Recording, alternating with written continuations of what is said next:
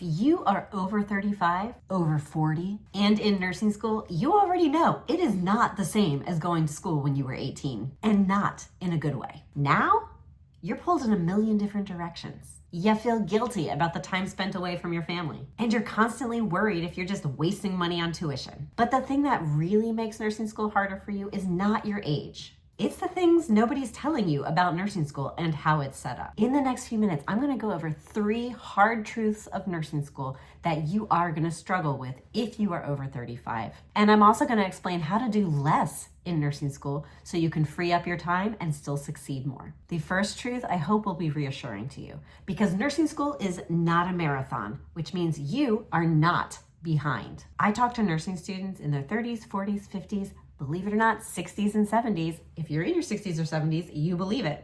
And it does not matter how old you are, you think that you are behind. You think you are late to the game when it comes to starting nursing school. But I've been sitting in this professional nursing tutor chair for over 15 years. And I can promise you, you are not behind.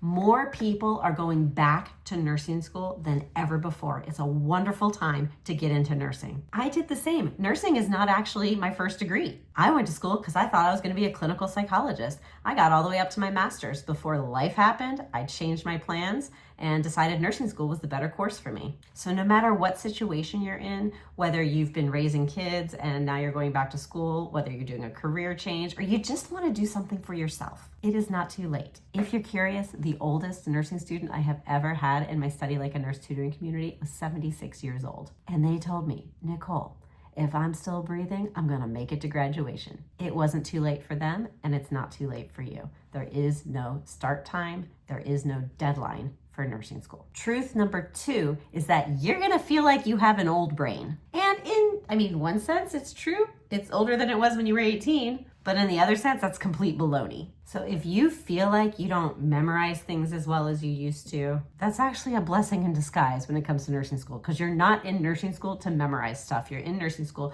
to understand it. You're in nursing school to learn to think like a nurse. This is what they mean when they tell you you have to improve your critical thinking, your clinical judgment, things like this.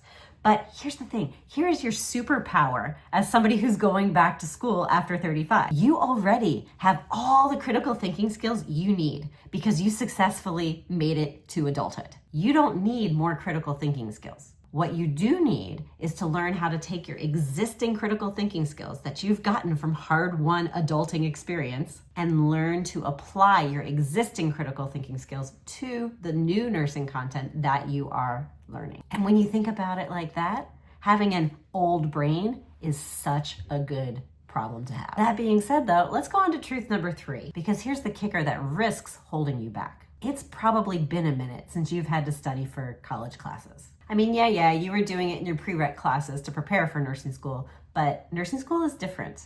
And if you continue to try to rely on the same study habits and techniques that worked when you were a teenager, spoiler alert, it doesn't work anymore when you're an adult. And that should be a relief, because who wants to pull all-nighters and then just live on coffee and Mountain Dew for your test? Like, that was fine back then, but we're grown-ups now. We'll just drink the coffee because we like it, not because we need it to literally prop our eyes open. And all-nighters, they just hit different when you're in your 40s, I'm just saying. Plus, you don't have time to do the brute force method of studying where you just literally try to memorize everything anymore. You have to be strategic. You have to become a tactician on how to study to get the most effective results in nursing school. Because you want to spend time with your kid. You want to spend time with your spouse. You want to have a little bit of downtime for yourself and for self-care and just to shower and go to bed on time. Which is why it's so important to make sure that the things you are doing to study in your study time are effective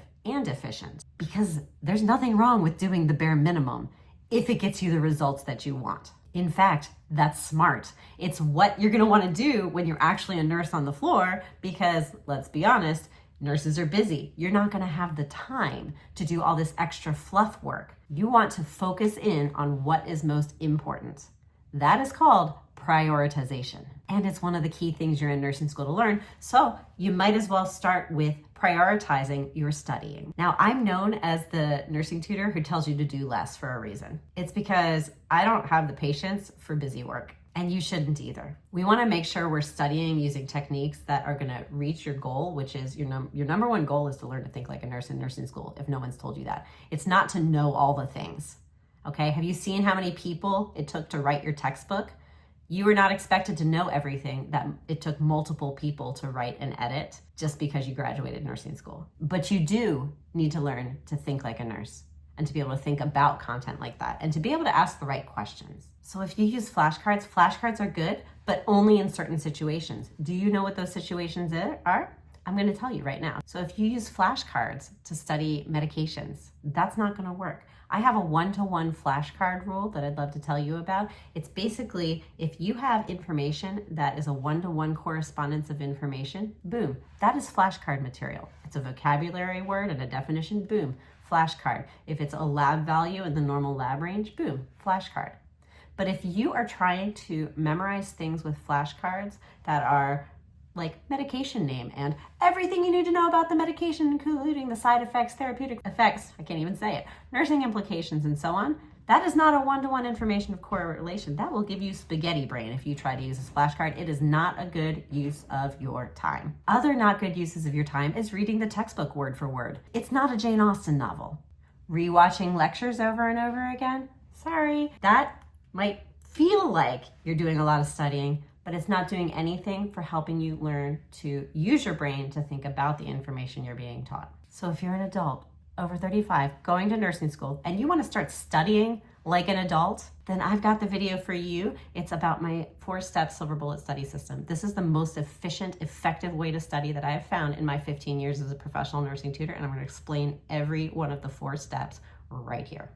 See you there.